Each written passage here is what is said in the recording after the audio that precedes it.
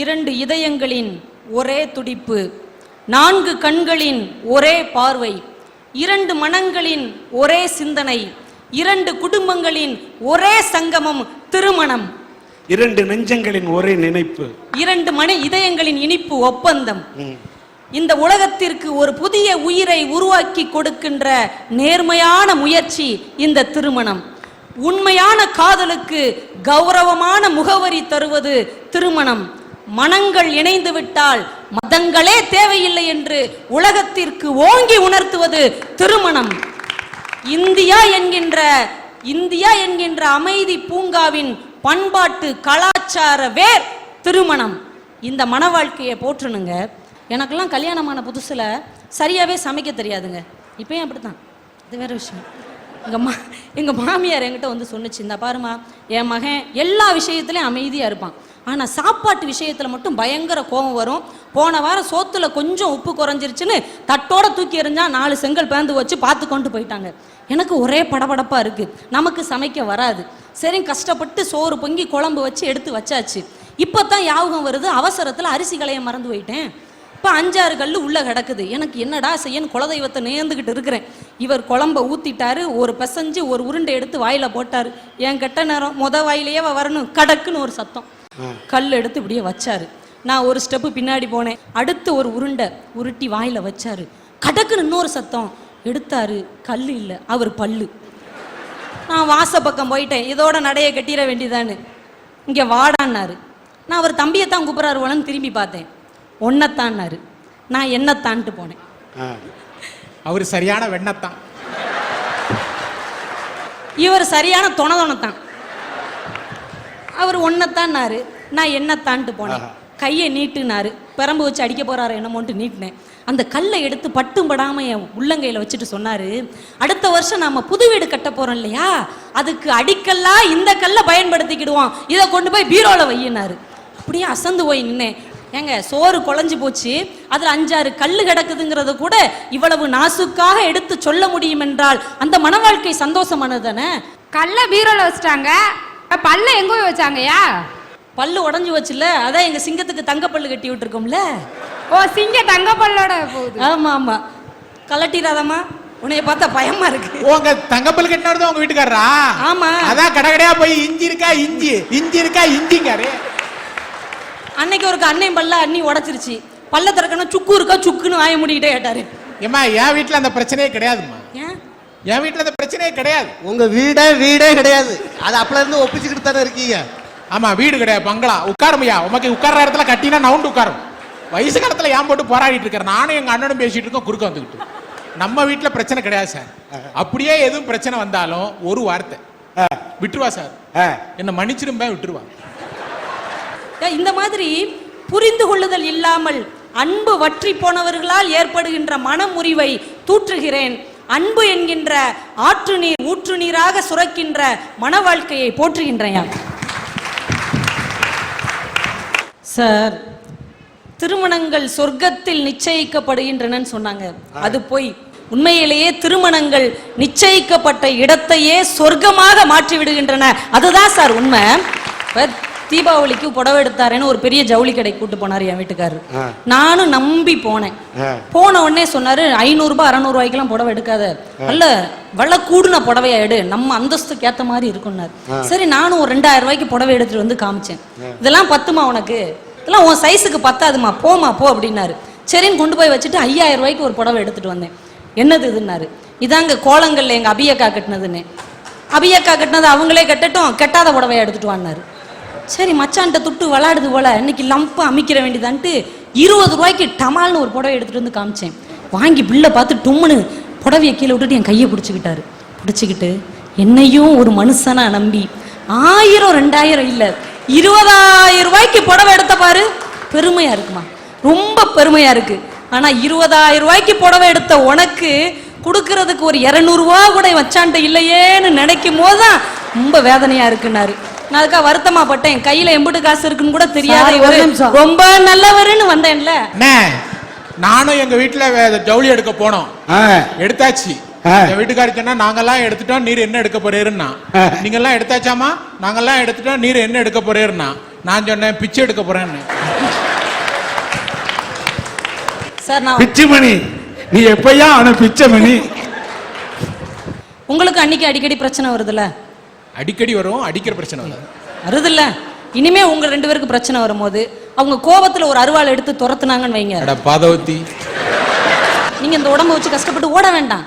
ரொம்ப எளிமையா ஈஸியா ஒரு வழி சொல்றேன். கப்புன்னு காலில் விழுந்துருங்க, எல்லாம் சரியா போயிடும்.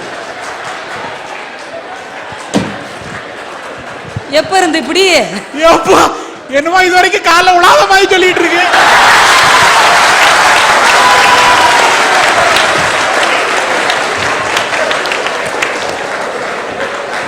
இவ்வளவு கைத்திட்டல ஏன் தெரியுமா?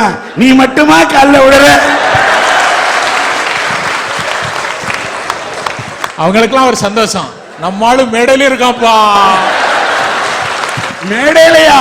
உலகம் ஃபுல்லா இருக்கிற ஐயா. அவ்வளவு சந்தோஷமா ஒரு நாள் என்ன பண்ணிவிட்டேன், ரசம் வச்சேன்.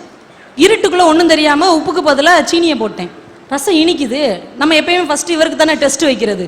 இவர் இல்லைன்னா வீட்டில் இருக்கிற எலிக்கு வைப்பேன்னு வைங்களேன். அன்னைக்கு சாப்பிட்டாரு. சாப்பிட்டுட்டு சொல்றாரு, இனிக்குதுல ரசமா இது? இதெல்லாம் ஒரு ரசமா? இது அதிரசம்னாரு. வாழ்க்கை எங்க வீட்லயும் வச்சானே ரசம், நவரசம். 9 வீட்டுல பிச்சை எடுத்து ஒன்னா கலக்கி வச்சிருந்தா. வாழ்க்கை எவ்வளவு சந்தோஷமா எடுத்துக்கிறாரு. ஆனா இப்படிப்பட்ட மனுஷனுக்கு கூட ஒரு நாள் கோவம் வந்துருச்சு. நான் சன் டிவில நியூஸ் ரொம்ப விரும்பி பார்ப்பேன். அக்கா என்னை அறிவாளின்னு நினைச்சிடாதீங்க. அந்த அக்கா கட்டிட்டு வர்ற புடவைக்காக பார்ப்பேன். இவர் வேகமா ரிமோட்டை பிடுங்கி கே டிவி வச்சார். நான் சன் டிவி வச்சேன். அவர் கே டிவி வச்சார். என் மக ஓடி வந்து சுட்டி டிவி வச்சா. டப்புன்னு கரண்ட் போயிருச்சு. இந்த மனுஷனுக்கு என்ன கோவமா தெரியல, பலார்னு அரைஞ்சிட்டு வேகமா போயிட்டார். ஏன்னா நான் திருப்பி அடிச்சிருவேன்னு பயந்துட்டு வேகமா போயிட்டார். போயிட்டு ஒரு 2 மணி நேரம் கழிச்சு எனக்கு ஃபோன் பண்ணார். ஹாய் செல்லம், சமாதானப்படுத்துறாராம். என்ன அப்படின்னு. இல்லை நைட்டுக்கு என்ன டிஃபன் வச்சிருக்கேன்னார். டிஃபனா? விஷம் வச்சிருக்கேன். நான் சொன்னார், ஓகே நீ சாப்பிட்டு தூங்க, நான் வெளியில சாப்பிட்டுக்கிறேன். அக்கா நான் வருத்தமா பட்டேன். ஒரே ஒரு சந்தேகமா கேளுங்க. அடிச்சது யாரு? உங்க வீட்டுக்காரரா? ஆமா. உங்களை? ஆமா. இந்த மனுஷனுக்கு எவ்வளவு தைரியம்! இல்ல எங்க வீட்டுல நடந்தாலும் சத்தம் வெளியே வராது சார். டிவி சவுண்ட கூட்டி வச்சிருவா. அதுல ஒரு பாட்டு வந்ததுன்னா என் உயிர் என் கையில இருக்காது. டிவி சவுண்ட்ல இந்த பாவி சவுண்ட் அமுகிட்டு போயிடுது. ஆமா, அம்மாடி ஆத்தாடி என் பொண்டாட்டி போட்டு என்ன கொல்லுறாடி. அந்த காலத்துல ஆம்பளை வந்து பொம்பளைய அடிச்சாங்க. அடிக்கிறதுக்கு முன்னாடி இந்த பொம்பளை டெக்னிக் என்ன பண்ணுவோம், ஐயோ படுவா இப்ப எதுலவோ என்ன போட்டு கொள்ளதானு வெளியே ஓடி வந்துருவா. அடியே விழாது. ஆனா இதுக்கு வக்கால தொங்க வைக்கிறேன், எது ஒரு நடையில ஒரு பொம்பளை உட்காந்துருப்பா. நீலாம் ஒரு ஆம்பளையா? உனக்கு ஒரு வேட்டி, ஒரு சட்டை, ஒரு மீசை, ஒரு வாட்சி, பொம்பளையா கை நீட்டி அடிக்கணும். இவா சண்டானா அவா போவா, அவா சண்டானா இவா வருவா. 2 பேரும் சேர்ந்து திருவுபுரம் எடுத்துருவாளுவா. ஆனா இன்னைக்கு கதவை சாத்திக்கிட்டு ஒவ்வொரு வீட்லயும் பொம்பளை ஆம்பளைய தூக்கி போட்டு மிதிக்கா. யாராவது வந்து தெருல உட்காந்து அழ முடியுமா? இல்ல டீ கடையில போய் சுப்பியானே இங்க பாரு செவுட்டுல 5 விரல் பயஞ்சிருக்கோ. அவ்வளவு கொடுமைகள் இருந்தால் அந்த வாழ்க்கை முறிந்து போகும். ஆனா இதையும் மீறி ஒரு ஆம்பளையாளு பொண்டாட்டிட்டு அடி வாங்கிட்டு காலையில 3 மணிக்கு டீ கடைக்கு போனாரு. அங்க ஒரு ஆள் தலையில துண்டை போட்டு உட்காந்துருந்தாரு. என்ன நல்லா ஐடியா நைட்டுனாரு. உனக்கு எப்படியா தெரியும்னா, ஒரு ஆம்பளை மனசு ஒரு ஆம்பளைக்கு தானே தெரியும், உட்காருங்க. என்எஸ்கே அடித்து சிரிக்க வைக்கின்ற நடிகர்கள் மத்தியில் நடித்து சிரிக்க வைத்த ஒரு உன்னதமான கலைஞன் என்எஸ் கலைவாணர். அவர் கடைசி காலத்துல வாரி வாரி வழங்கிட்டு அவர் வறுமையில வாழ்னார். மதுரத்தோட உட்காந்து இந்த நாகர்கோயில் ஒழுகினசேரி வீட்டுல உட்காந்துக்கிட்டு இருக்கிறார். அவர்கிட்ட முன்னாடி வேலை பார்த்த ஒரு பழைய வேலைக்காரன் மகளுக்கு கல்யாணம்னு பத்திரிக்கை எடுத்துட்டு வந்தான். ஐயா மகளுக்கு கல்யாணம் வச்சிருக்கேன்னு. அடப்பாவி, கஷ்டப்படுற காலத்துல வந்துட்டியடா, ஒரு காலத்துல எல்லாருக்கும் வாரி வாரி கொடுத்தேனே, இப்ப என்கிட்ட 1 பைசா கூட இல்லையடான்னு மதுரத்தை கூப்பிட்டு அவனுக்கு ஒரு டீ போட்டு கொடுமான்னாங்க. மதுரம் டீ போட போனாங்க. என்எஸ் கிருஷ்ணன் சொன்னாரு, ஐயா ஒரு காலத்துல நான் நல்லா ராஜா மாதிரி வாழ்ந்தேன், ஆனா இப்ப என் வாழ்க்கை இப்படி ஆயிடுச்சு, உனக்கு கொடுக்கறதுக்கு இப்படி பார்த்தாரு. ஒரு வெள்ளியில செஞ்ச ஒரே ஒரு வெத்தலைப்பட்டி இருந்தது. டப்புன்னு எடுத்து அவன் கையில கொடுத்து, இதை என்னோட மொய்யா வச்சுக்கோ, இதை வச்சு அட்ஜஸ்ட் பண்ணிக்கோ, நீ கிளம்புன்னு அனுப்பிட்டாரு. அவர் போயிட்டாரு. மதுரம் டீ ஆத்திக்கிட்டே வந்தாங்க. எங்கங்க அவனை அப்படின்னாங்க. இல்லை கிளம்பிட்டான். ஐயோ அவன் கஷ்டம்னு வந்திருக்கான், மகளுக்கு கல்யாணம்னு வந்திருக்கான், நம்மக்கிட்ட கொடுக்க ஒன்றும் இல்லை, அந்த வெள்ளி வெத்தலைப்பட்டியை கொடுத்துடலான்னு நினச்சேன், அனுப்பிட்டீங்களேன்னாங்க. நான் கொடுத்துட்டேன் மதுரம்னு என்எஸ் கிருஷ்ணன் சொன்னாரு. கணவன் நினைப்பதை மனைவியும் மனைவி நினைப்பதை கணவனும் எங்கே செய்து முடிக்கிறார்களோ அந்த அன்பும் அந்த சகிப்புத்தன்மையும் அந்த விட்டு கொடுத்தலும் அந்த புரிந்து கொள்ளுதலும் இருக்கின்ற இடத்தில் மன வாழ்க்கை சிறப்பாக இருக்கும். அதுவே உலகை ஜெயிக்கும் என்று சொல்லி வாய்ப்புக்கு ஆக என்.எஸ். கிருஷ்ணன் அவர்களுடைய வாழ்க்கையிலே மதுரமாக இனித்தது அந்த மதுரம் தான் என்பது இவருடைய கருத்திலிருந்து தெரிகிறது. ஐயா, காதல் அப்படிங்கிற ஒரு சொல்லும் போதே எவ்வளவு மகிழ்ச்சியா இருக்குங்க. அது இருக்காது அப்படின்னா எவ்வளவு சந்தோஷமா, எவ்வளவு மலர்ந்த முகத்தோடு அந்த வார்த்தையை நீங்க கேக்குறீங்க. எவ்வளவு சந்தோஷமா இருக்கு எனக்கு. காதலை பற்றி எவ்வளவு கவிஞர்கள் ரொம்ப அழகா பாடியிருக்கிறாங்க. ஏன்னு கேட்டா கால் இல்லாம ஓட முடியாது, காதல் இல்லாம மனிதனால வாழவே முடியாது. அருமை அருமை. அழகா கவிஞர்கள் சொன்னாங்க பாருங்க, உங்களை மாதிரியேன்னு காதல் அது ஒரு விந்தை வினைத்தொகை. மெய்யெழுத்துக்களை தடவி உயிரெழுத்துக்களை படிக்கிற ஒரு ஒப்பற்ற மொழி காதல். காதல் ஒரு பெரிய மர்மங்கள் நிறைந்த மகா சமுத்திரம். காதல சமுத்திரம்னு அவங்க சொன்னாங்க. இந்த சமுத்திரத்துல விழுந்துதானங்க கொள்ள பேர் சீரழிஞ்சு போனா. அன்னைக்கு கொள்ள பேர் சீரழிஞ்சு போனா அந்த சமுத்திரத்துல தானே சில பேர் மூழ்கி முத்தெடுத்து இருக்கிறான். அருமையா சொன்னீங்க சார். காதல் ஒரு சமுத்திரம் மாதிரின்னு சொன்ன கவிஞன் அதோட விட்டுறல, நீங்கள் எல்லாம் கடற்கரையிலேயே நின்று பார்த்தால் அது ஹார்மோன்களின் சேட்டையாகவே தெரியும். நல்ல காதல் இந்த சமூகத்துல இல்லையா? தெய்வீகமான காதல் இல்லையா? ஐயா, 19 வயது நிரம்பிய ராஜேஸ்வரிங்கிற ஒரு பெண், இந்து பெண், ஒரு முஸ்லீம் இளைஞரை கல்யாணம் பண்ணிக்கிட்டாங்க. ஜெயங்கொண்டம் அப்படிங்கிற ஊர்ல அரிமா சங்கத்தினுடைய தலைமையில. அந்த இளைஞர் பாத்தீங்கன்னா 2 கால் இல்லாத ஒரு ஊனமான இளைஞர். அந்த இளைஞர் அந்த பெண்ணிட்ட போய் கல்யாணம் பண்ண உடனே பத்திரிகையாளர்லாம் போய் ஒரு பேட்டி எடுத்தாங்க. என்னம்மா 2 கால் இல்லாத ஒரு இளைஞரை போய் காதலிச்சு கல்யாணம் பண்ணிக்கிட்டே வாழ்க்கை பூரா கஷ்டப்பட போறியான்னு கேட்டாங்க. அந்த பெண் ஒரே ஒரு கவிதை மட்டும் பதிலா சொன்னுச்சு, இஷ்டப்பட்ட இருவர் சேர்ந்து கஷ்டப்படுவதே காதல்னு சொல்லிச்சுங்க. அற்புதம். கஷ்டப்பட போற சரிமா, 2 கால் இல்லையே அவருக்கு, எப்படி வாழ்க்கை நடத்த போறன்னு கேட்ட உடனே அவருக்கு வேணா 2 கால் இல்ல சார், எனக்கு 4 கை இருக்குதுன்னு சொல்லிச்சு அந்த பொண்ணு. எப்படிமா அப்படின்னு சொன்னா அந்த பொண்ணு பதில் சொல்லிச்சு பாருங்க, ஒரு இடது கை, இன்னொன்று வலது கை, இன்னொன்று முகத்தில் புன்னகை, நெஞ்சில் நம்பிக்கைன்னு சொல்லிச்சுங்க. இருப்பது 4 கை, இந்த 4 கை இருந்தால் வந்து விடும் தனியாக வாழ்க்கை. ஆஹா ஆஹா. ஆனா இந்த நல்ல காதலை நான் போட்டுறேன் சார். ஆனா இதே சமூகத்துல போலி காதல்களை நிச்சயம் நம்ம தூட்டித்தான் ஆகணும். திரைப்படத்துல பாட்டுல பதிவு பண்ணா பாருங்க, எஸ்.சி. கிருஷ்ணன் ஒரு பழைய பாடகர். பிஓஐ பாய், பாய் என்ன பையன், ஜிஐஆர்எல் கேர்ள், கேர்ள் என்ன பொண்ணு, இந்த பொண்ணை கண்டதும் போதை உண்டாகுதே, எம்ஏடி மேட், மேட்னா கிறுக்கு, ஹெச்ஏடி ஹெட், ஹெட்னா தலை, தலை கிறுக்கு புடிச்சு நீ ஏனோ திண்டாடுற, லைலா நீ அடி, மஜ்னு நான் அடி, ட்ராஜடி நமக்குள் வேணாண்டி, காதல் போதையில் பேசும் வார்த்தைகள் காற்றில் போயிடும் பறந்தோடி. ஹே பிஓஐ பாய், பாய்னா பையன், ஜிஆர்எல் கேர்ள், கேர்ள்னா பொண்ணு, இந்த பொண்ணை கண்டதும் போதை உண்டாகுதே. அவர் பாய பத்தி பேசுறாரு, உங்களுக்கு என்ன சின்ன பையனை பத்தி வரணுமா?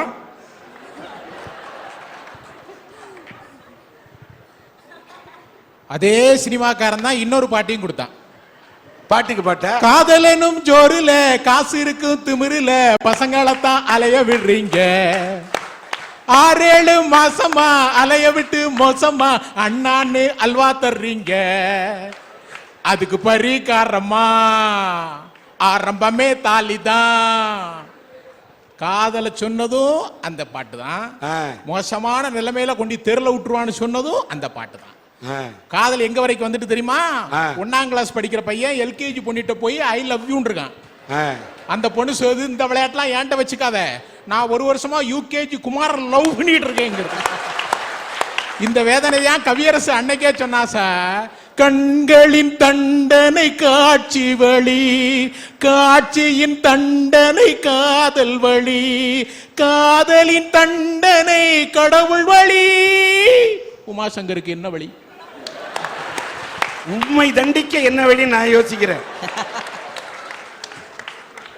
போடுறது கண்ணாடி, என்ன அடைக்கிறது முன்னாடி, பேசுறது பின்னாடி, இந்த விளையாட்டு என்னடி? ஐயா, எல்லாம் நீங்கள் சொல்லி தந்த சொல்லடி. கரெக்டா பேசுங்க, இல்லாவிட்டால் வந்து விடும் கல்லடி. ஐயா, இந்த பாட்டுல ஒரு வரி வருங்க, ஜிஐஆர்எல் கேர்ள், கேர்ள்னா பொண்ணு, இந்த பொண்ணை கண்டதும் போதை உண்டாகுதேன்னு சொன்னானே, அதை நான் காதல்னு சொல்லல. ஒரு பொண்ணை பார்த்தா வாழ்க்கைக்கான பாதை தெரியுதுன்னு சொன்னா அது காதலுங்க. அந்த காதலை தான் போட்டுரும். இதே சமூகத்துல கிருஷ்ண பகவானை காதலித்தது மீராவும் ராதையும் நம்ம பக்கத்தூர் ஆண்டாளும் மட்டும் இல்லைங்க. டில்லி சுல்தானினுடைய மகள் திருமாலையே காதலித்து திருமாலையே கல்யாணம் செய்து கொள்ள வேண்டும் என்று தவம் இருந்தாங்க. ஒரு நாள் திருவரங்கத்தில் திருமாலுடைய சிலையை பிரிந்த சோகத்தில் உயிர் துறந்தாங்க. இன்றைக்கும் திருவரங்கத்தில் துலுக்க நாச்சியாராக மக்களால் போற்றப்படுகிற கடவுளாக இருக்கிறார். அப்படின்னா காதல் தெய்வீகமானது இல்லையா சார்? அப்பேற்பட்ட தெய்வீகமான காதலை என்றைக்கும் நான் போற்றுகிறேன். போலியாக வருகிற காதலர்களையும் காதலையும் நான் தூற்றுகிறேன்.